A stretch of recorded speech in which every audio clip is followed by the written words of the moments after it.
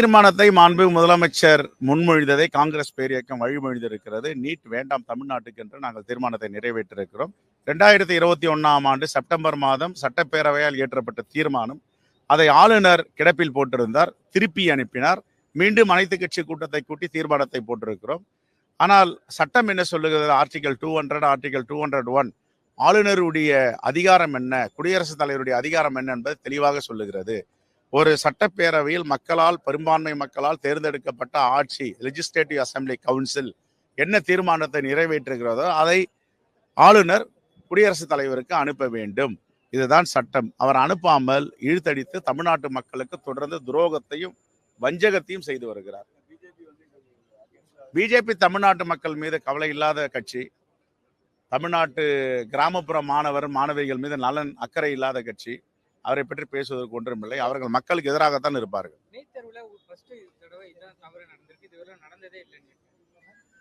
NEET என்பதே தவறான தேர்வு தான். அதுல சமூக நீதியும் கிடையாது, சோசியல் ஜஸ்டிஸும் கிடையாது.